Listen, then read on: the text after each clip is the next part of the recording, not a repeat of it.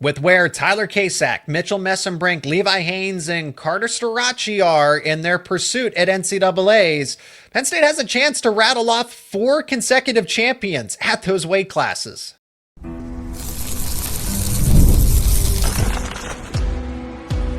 You are Locked On Nittany Lions, your daily podcast on the Penn State Nittany Lions.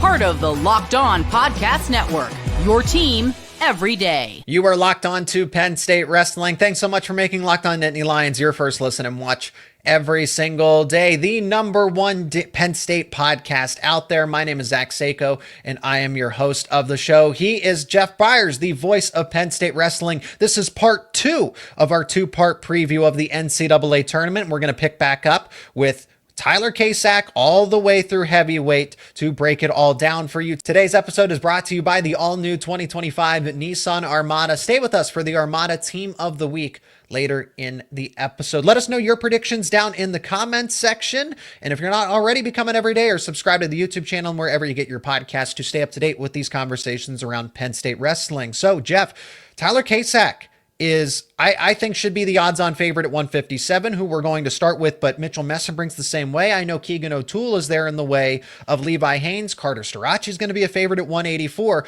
but because of where Kasak is, Penn State does have an opportunity here to rattle off 4 consecutive champions in those middle to upper weights.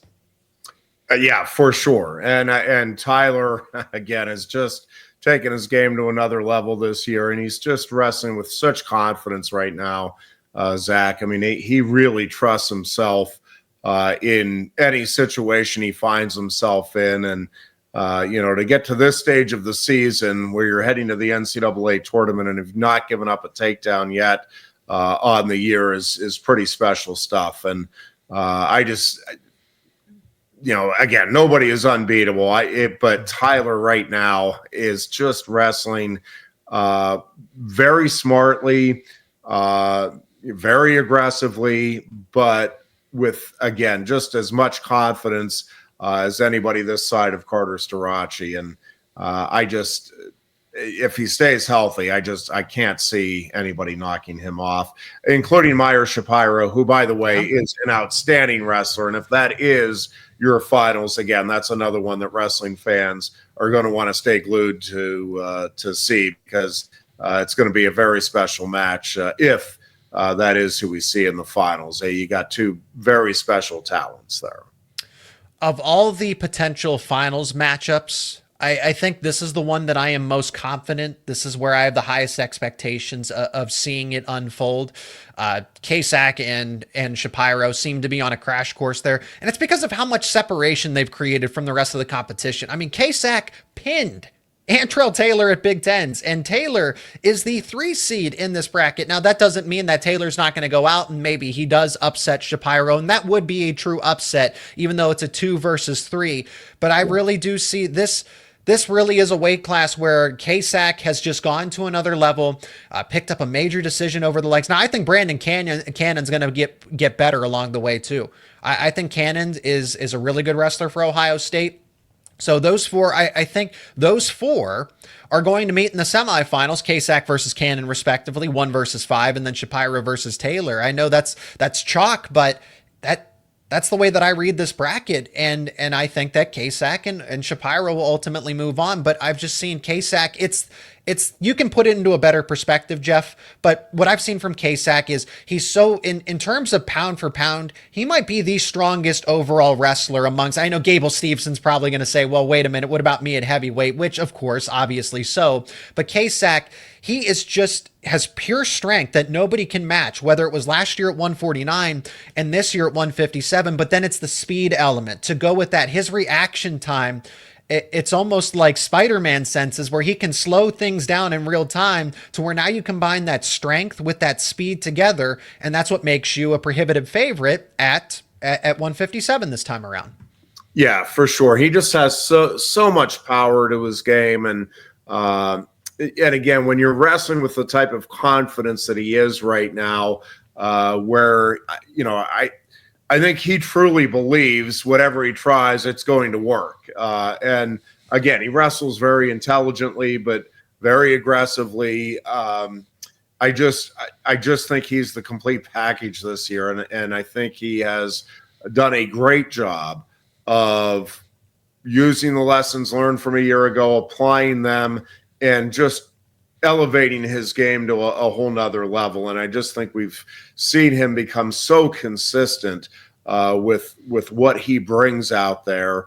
And again, while he's always looking to score points, he is also really tough to score on. He just does not make mistakes and just does not give opponents the opportunity to get in there and create a scoring chance for themselves. Kasak's path will look like this. He'll most likely have to go through Tommy Askey of Minnesota or Joey Blaze of Purdue in what's probably going to be a all Big Ten second round matches, the 8 and 9 seeds respectively. He could meet Rafael Hippolito of Virginia Tech, but again, I think Brandon Canyon is the second best wrestler up at the top of the bracket. And then I do want to shout out Jude Swisher, since he is from center, bounce back and forth between Altoona and State College, but he is a familiar face and a familiar name for especially Pennsylvania wrestling fans. Yeah, no, for sure. And again, you never know in these tournaments, and there's always upsets that leave you scratching your head. But I'm kind of with you. I'm expecting to see Kasak and Shapiro here in the finals. Going to 165, this is I have the most confidence in terms of trying to predict NCAA champions for Penn State, that I put Tyler Kasak and Mitchell Mesenbrink almost in the same category. I know that Mesenbrink has been so dominant, and he's wrestled a full season, and he's tech-falled just about everybody, and then some, except for Mikey Caliendo. I know he's had major decisions as well, but the closest one, Caliendo, where it was 4-1 in that Big Ten championship, everything else was just utter domination. And Kasak, I think, and Mesenbrink are in that same category of, I would be surprised if they don't win in their respective brackets. So Mesenbrink's the same way, where is it possible? Is it unlikely? Yes, but it's definitely not out of the realm of possibility that at NCAA's he doesn't tech fall his way to the NCAA championship. Yeah, no, with Mitchell Mesenbrink, anything is possible. He's just so relentless and just constantly moving. And I think, it's really difficult to try to develop a scouting plan on how to attack him and what it is, because he moves, from either side very well. He just has a great offensive arsenal, constantly applying that pressure forward. Another guy that's really tough to score on, but, puts up points so quickly. And so often, and again, there's just very few guys that can. In fact, I don't know if there's anybody that can wrestle at his pace for 7 minutes. And again, it's the NCAA wrestling tournament. We see crazy things happen, but boy, it's hard to envision anybody other than Mitchell Mesenbrink being on top of the podium Saturday night. And if it wasn't for Starocci and Kakaisen at 184, I think Mitchell Mesenbrink would be in line to win the Hodge Trophy, but I think everybody's looking at that 5th NCAA title, so if Starocci wins it, he gets the Hodge. If Kakaisen happens to defeat him, then yes, he will get the Hodge because he prevented unprecedented history there in that case, but Mesenbrink has been so dominant. To look through this bracket, though, I like Julian Ramirez a lot out of Cornell. I think that's the second best wrestler, if I'm being honest, in this bracket. Peyton Hall of West Virginia is obviously impressive. We've seen Mikey Caliendo go up against Mesenbrink so many times over the past couple of seasons. Terrell Barraclaw, now at Utah Valley. That's the matchup that I think a lot of Penn State fans would just like to see, because it would be, what it does is it creates a fly on the wall opportunity to see what those sparring matches, those practice matches looked like between Mesenbrink and Barraclaw when they were in the same mat room together at Penn State.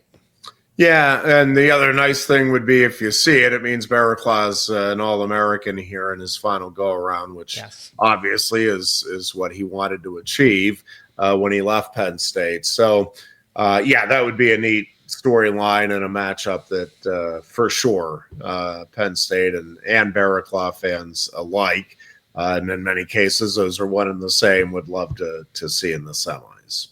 Is it a crash course between Mesenbrink and Caliendo, though? As much confidence as we have in Mesenbrink getting to the championship, Peyton Hall only has one loss on the season. I've always said that Caliendo was it's Mesenbrink at the top at 165, a gap, then it's Caliendo, and then a gap. But maybe I've been overlooking Peyton Hall all along the way. So is it Mesenbrink and Caliendo in your mind for part 3 this season? It is. And in my mind, I just think Caliendo, again, wrestles at such a pace. Hall is obviously a terrific wrestler, but I think Caliendo, to me, I'm expecting him to win that bout and win everything else going in. And my expectation would be Mesenbrink Caliendo again. We'll move on to 174. Now, Levi Haines, if it wasn't for Keegan O'Toole, he would be the favorite here at this weight class. But is it even Haines versus O'Toole in that championship? Dean Hamiti is there as the 3 seed. So if Haines wants to get to another rematch with O'Toole, maybe he doesn't even see O'Toole in the championship because O'Toole's got to go through some tough matchups as well. We'll tell you why on the other side of this break. The Armada Team of the Week is brought to you by our friends at Nissan and the all-new 2025 Nissan Armada. Each week, our Locked On college basketball experts are picking one team that stands apart. From top-seeded stars to the unexpected upsets, these guys showcase the strength and the sheer power needed to push their team forward. And this week's Armada and clear-cut Team of the Week is the Florida Gators. The Gators, led by Walter Clayton's 17 points a game, just dominated the SEC tournament, winning each game by at least 9 points. Not only did Florida grab the 4th number 1 seed, but they are the nation's most efficient offense. When it comes to the Nissan Armada, they say go forth and conquer, and that's exactly what the Florida Gators have done here. It's clear that our Team of the Week is out here ready to conquer the road ahead with confidence, just like you can in the all-new Nissan Armada or any of the Nissan's outstanding vehicles. Take the Nissan Armada, Rogue, or Pathfinder and go find your next big adventure. Shop at nissanusa.com. That is nissanusa.com. Today's episode is also brought to you by Fabric. Life moves fast, especially when you have a family. One day you're watching your kids take their first steps, and before you know it, they're off to college. That's why securing their future is so important. Fabric by Gerber Life makes it simple to get term life insurance that fits your family's needs. With Fabric, you can apply for term life insurance online, right from your couch. You could be covered in under 10 minutes, and in many cases, no health exam is required. Gives you peace of mind. As a parent, you want to make sure that your family is financially protected no matter what happens. Fabric gives you that peace of mind. And they offer affordable coverage. You can get millions of dollars in coverage for less than $1 a day. So protecting your loved ones doesn't have to break the bank. And it goes beyond life insurance. Fabric also offers free digital wills and access to investment accounts to help you plan for your child's future. Join the thousands of parents who trust Fabric to help protect their families. Apply today in just minutes at meetfabric.com/lockedoncollege. That is meetfabric.com/lockedoncollege. Policies issued by Western Southern Life Assurance Company. Not available in certain states. Prices subject to underwriting and health questions. Levi Haines is the 2 seed at 174. He's going for his 2nd NCAA title. He's going for his 3rd appearance. Remember, he was there as a true freshman, one as a true sophomore over Ja'Cory Teamer, and now he's here in a nice opportunity again, where he is just head and shoulders ahead of the competition, but so is Keegan O'Toole. And I think so is Dean Hamiti. I think Dean Hamiti has adjusted very well at 174. So that's the crash course matchup. And you honestly get a championship caliber, bout one spot before with a hypothetical Haines versus Hamiti matchup. Yeah, and I think that's going to be just, again, a great match. 2 guys that like to get out after it and can put up a lot of points in a hurry. So I think that has the potential to be just a wild scoring bout, high scoring matchup. And, kind of same thing. Levi wrestling with a very high level of confidence, and it's an earned confidence. I think he's obviously an elite wrestler and has a great mindset and has been tested and shown up very well time and time again in these tournaments. And obviously, you can say the same thing about Keegan O'Toole. I really like Levi's chances here. Certainly Hamiti and O'Toole are both elite wrestlers and capable of winning a national title as well. But going in, it's another one where you could accuse me of being a homer, but I really think Levi to me is the guy to beat it. And really, he and O'Toole, when they met early, I mean, it was a great match. They both wrestled very, very well. And hats off to O'Toole. I'm not saying he didn't deserve the win, but I came away from that match believing that Levi is the better wrestler, even though he didn't win that particular match. So now I also believed for all of the years that David Taylor and Kyle Dake were wrestling that Taylor was actually the better wrestler, and that was never borne out in a result. So, take that for what it's worth. But I do love the way Levi is wrestling right now. And I do think those three are just really special talents.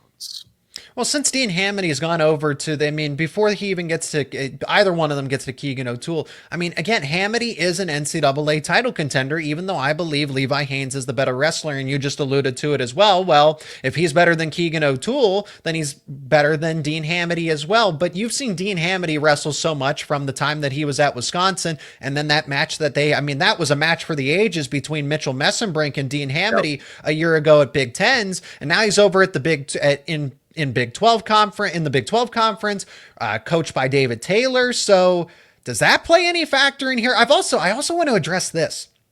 Dean Hamiti, if and when Dean Hamiti and Haines actually match up against one another, do you think David Taylor's going to go sit in Hamiti's corner, or do you think he'll sidestep there? No, I think he'll be in Hamiti's corner. Okay. And listen, he knows Levi obviously very, very well. And no doubt that there's going to be, some significant scouting involved there.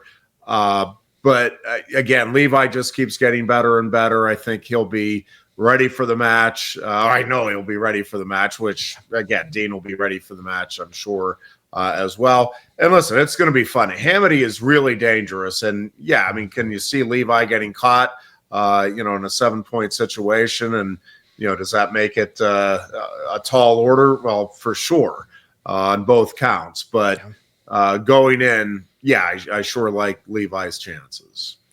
On that top side of the bracket, because I did promise that we were going to talk about it. Keegan O'Toole, again, I don't like using the word easy here at NCAAs, but the path to get to the championship, let's just say that O'Toole will certainly have to earn it. He will most likely wrestle Lorenzo Neal of Stanford, who I do not believe is a 16 seed, even though he's listed as that. He is much better than his seeding indicates. Carson Harchla is a 9 seed, the Ohio State wrestler that gave Haines at least some trouble, right? He gave him a good fight. Lenny Pinto of Nebraska is an 8 seed. Simon Ruiz of Cornell is a 5 seed. Kate DeVos, that's a name that people might recognize at the 13 seed out of South Dakota State. That's a Dan Bronigal of Illinois is a 20 seed. That's a loaded top half of the bracket, I must say. Yeah, it is. Again, Keegan's just such a special wrestler, special guy that I have a hard time seeing any of those guys as good as they are. And there's no doubt there's a lot of talent there, even in some of the lower seeds. But, Keegan is just very consistently throughout his career handled almost all challenges. And I think, O'Toole, I'll be very surprised if he's not at least in the finals here on Saturday night.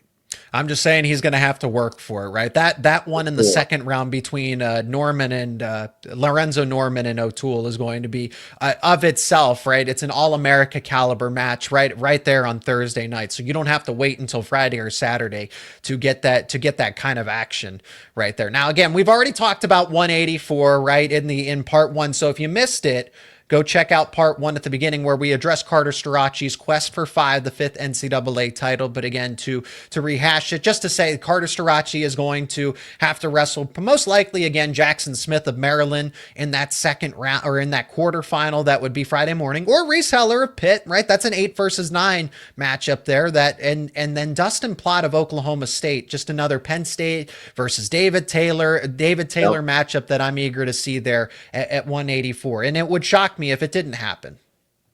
Yeah, I mean, that's certainly the matchup I'd expect to see in the semis. So, and then everybody's got it circled. Parker Kakaisen versus Carter Starocci, part 2 after the NWCA All-Star Classic. And Kakaisen's probably not necessarily reeling, but he's like, man, I'm tired of this. Aaron Brooks defeating him for 184, right, a couple years back. And then now Carter Starocci getting the best of him at least once and then potentially twice at the championship. How do you think he juggles that around in his head? That Penn State's just gotten the best of him all this time. Yeah, I think he's excited about the opportunity. Again, he's a competitor. He's an elite guy. I think you saw that in the NWCA All-Star meet. And, anytime you're talking about a guy that's won a national title, you're talking about somebody that knows what they're doing, and they're pretty special in the sport. All right, so remember, if you want a full in-depth breakdown of 184, go check out part 1, the beginning of part 1, if you missed it. 197, Josh Barr. I mean, this is the best news possible. Cale Sanderson gave a vote of confidence saying that Barr is going to be ready. He's been ready to go since they've evaluated him and that he is going to compete at NCAAs. But what is his outlook if he's not close to 100%? He could face some really tough wrestlers along the way that could knock him out earlier than that hypothetical rematch with Jacob Cardenas, the 1 seed. We'll talk about it coming up next here. And also Greg Kerkvliet's chances of upsetting Gable Steveson. That is all on the way next here on Locked On Nittany Lions. Today's show is also brought to you by Upwork. Scaling your business requires the right expertise at the right time. With Upwork, you can find specialized freelancers in marketing, development, design, and more, experts ready to help you take your business to the next level. Upwork gives businesses flexibility by connecting them with top freelance talent across multiple industries, including IT, AI, web development, and marketing. Whether you need extra hands for a project or a long-term partner, Upwork makes hiring simple and affordable. You're going to be able to find the right talent. If you need help with a marketing campaign, Upwork can connect you with a freelance expert who delivers incredible results. Fast and easy hiring. If you post a job, it's free and simple, and within days with multiple qualified candidates to choose from, and you have cost-effective growth with Upwork. Instead of hiring full-time, Upwork helps you find affordable top-tier freelancers to scale your business efficiently. Visit Upwork.com right now and post your job for free. That is UPWORK.com, Upwork.com, to connect with top talent and grow your business today. The NCAA tournament is here, and so is the bracket breakdown. Locked On Podcast Network and Amazon Fire TV channels are teaming up to deliver NCAA tournament coverage like never before. Watch studio shows featuring former players and Locked On's local experts as they guide you through every upset, buzzer beater, and bracket matchup. Stream it all for free on Amazon Fire TV channel. Search Bracket Breakdown to see it all for free. It's your team every day. So we'll save Greg Kerkvliet for last, and if he can actually topple Gable Steveson and what it would look like, since it wasn't too flattering at Big Tens. But we're going to pick back up with Josh Barr here. As Barr, it's just great news that he is going to be available and he's going to be wrestling in NCAAs, because that was an unfortunate situation. It was scary. It was kind of uncertain. Was it a knee injury? Was it a hamstring injury? At the end of the day, it was a leg injury. And at least for the most part, like you had talked about when we recapped it together, Jeff, that there wasn't this somberness. Nobody was concerned. There wasn't this gloom and doom when everybody was walking away from Big Tens in terms of the Penn State circle around Josh Barr. Yeah, no, I think it's very good news regarding Josh. I don't know if he'll be 100%, but he's certainly going to be a lot closer than what Carter Starocci was a year ago. It's a very different circumstance here for Barr. So, I do think he'll be ready to go. And again, I don't know that he's quite 100%, but I think he's going to be good enough to make a real go of this. And I think, he's a guy that just has that same type of grit and determination, and obviously a really good weight class. A lot of guys that'll be in the mix there. But I think Josh has a real shot here as a redshirt freshman to do something special in Philly. When you look at his path, he could face Stephen Little again. He could face Michael Beard again. Heck, I mean, depending on what happens there, those are wrestlers that, especially in Stephen Little's case, Beard is the 5 seed. Stephen Little, for some reason, is a 12 seed. And I know that Barr had won by major decision, and he broke Michael Beard down in the process. Again, former Penn State wrestler. And I know that most people that are watching or listening to this are going to be aware of that. But that one against Stephen Little was much closer when they met in the Penn State-Arkansas Little Rock dual meet.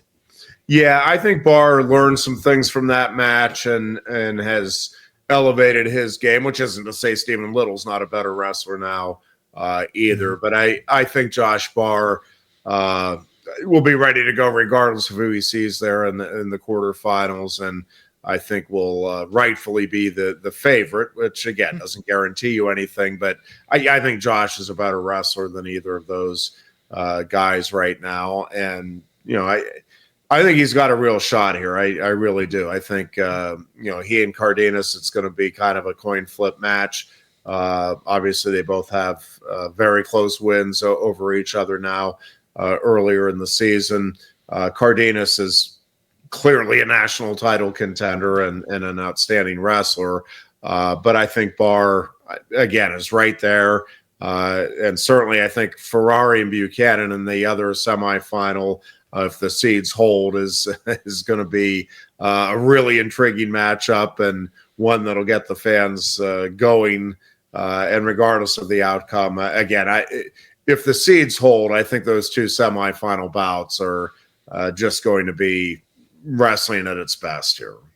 197 might be one of the most entertaining weight classes overall. When I look at this now a little more in depth, Jacob Cardenas is the 1 seed, and then you would like to see, that rematch from the Penn State side of it, that rematch where Josh Barr gets revenge now after Cardenas defeated him in sudden victory. But then there's Zach Bronicle as a 9 seed of Illinois. That's going to be a tougher matchup for Cardenas, or does he wrestle Luke Serber of Oklahoma State, who I think has a lot more potential than maybe people are giving him credit for. Michael Beard, Stephen Little, Trey Munoz. Again, Josh Barr doesn't have a cakewalk to the semifinal against Cardenas. It is going to be through most likely Trey Munoz, most likely through one of Michael Beard or Stephen Little. And then you look on the other side of the bracket, AJ Ferrari's here as a 3 seed. Stephen Buchanan's one of the odds-on favorites for a national title. And we could see 2 brothers wrestle against each other in the second round between Luke Stout and Max Stout, who are Pennsylvania natives. Yeah. No, again, this is what makes this tournament so much fun, is these potential matchups and then seeing how the chips actually fall.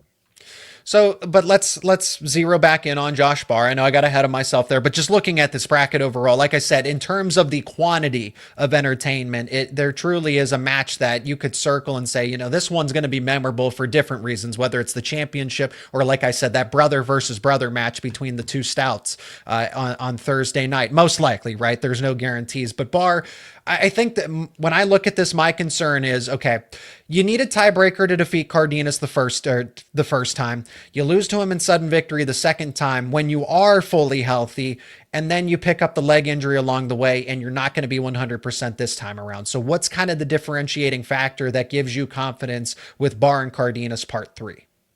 Yeah, I think it's just, again, one of them's going to find a way to go get a takedown in all likelihood that wins it. I think both are going to be very tough to score on if they get the initial takedown.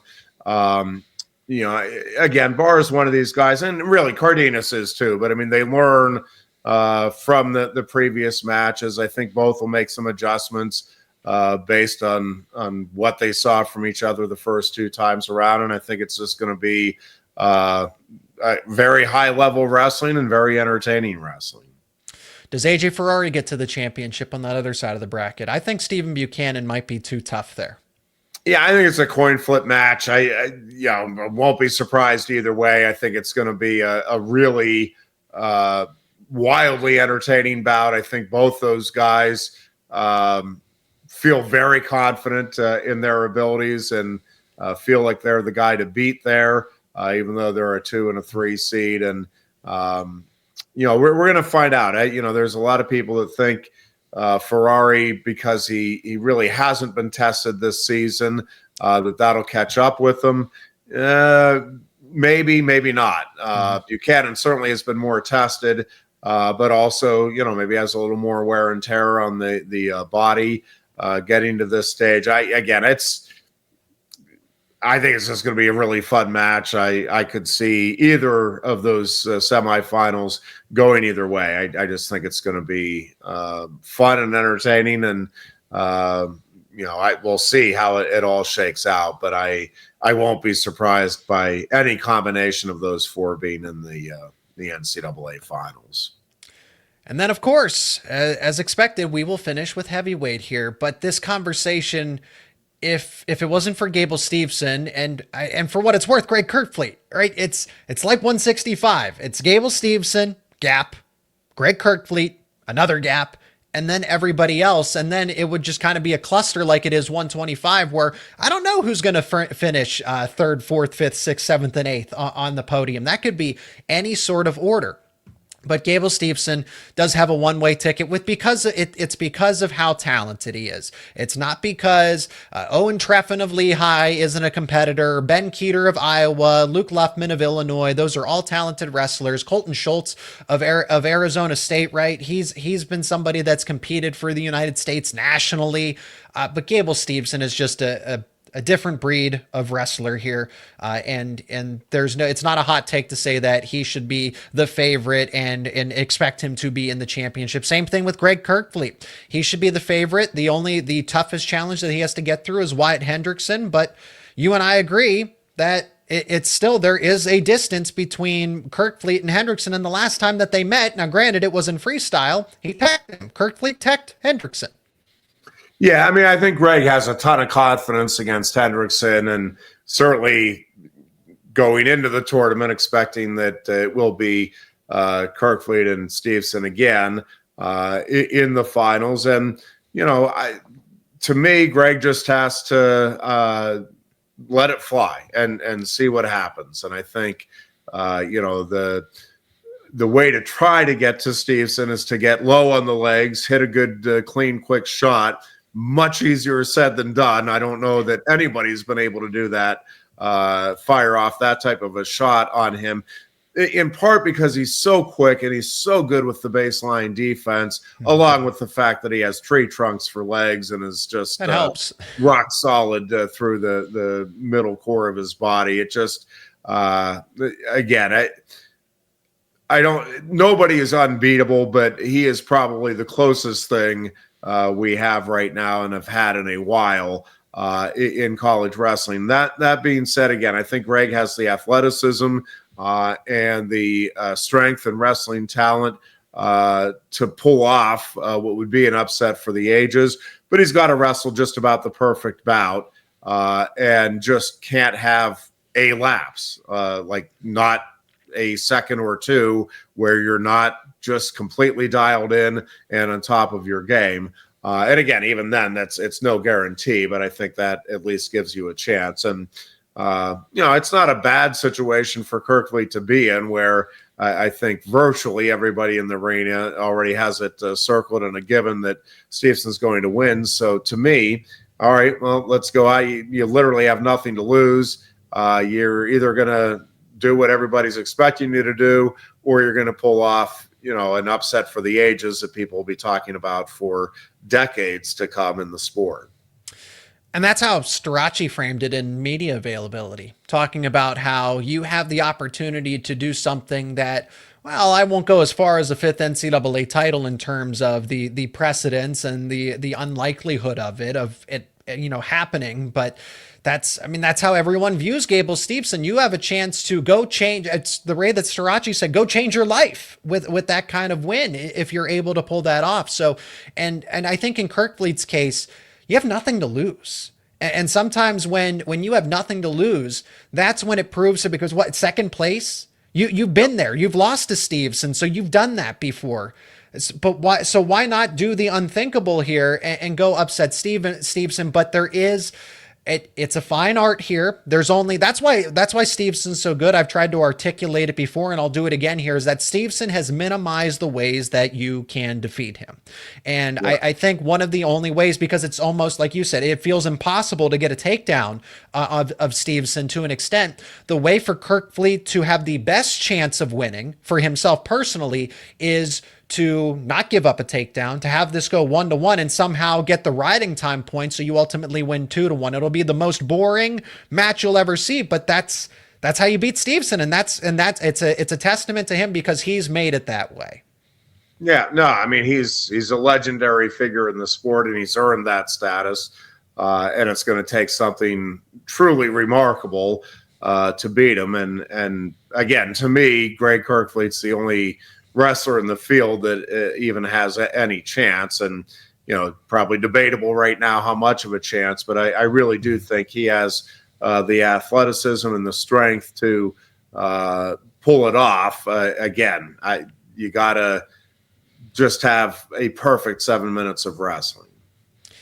And that's going to conclude part 2 of this 2-part preview of the NCAA tournament. If you missed part 1, links will be down in the description. Go check that out as we talk about Carter Starocci and then 125 through 149. And here we concluded with 157 all the way through heavyweight. My name is Zach Seyko. He is the voice of Penn State Wrestling. That is Jeff Byers. Links to work outside of wrestling coverage for Jeff's work in radio, sports talk radio, will be down in the description. Again, let us know your predictions, your thoughts in the comments section. Subscribe to the YouTube channel and wherever you get your podcast to stay up to date so that you do not miss these conversations around Penn State wrestling. And we'll have more coverage and plenty of analysis on the way around the NCAA tournament and this Penn State wrestling team. Jeff, thank you so much for the time. You don't have as far as a trip, but of course, safe travels to Philadelphia. Thanks, Zach. And again, thank you so much for checking out this episode of Locked On Nittany Lions and supporting the show. Thank you for making us your first listen and watch every single day. For your second listen and watch, check out Locked On College Basketball, available on YouTube and wherever you get your podcasts. Locked On College Basketball is hosted by Isaac Shade and Andy Patton. And now that March is here, they help you become the most informed college basketball fan throughout all of the madness. That's Locked On College Basketball, part of the Locked On Podcast Network, where it is your team every day.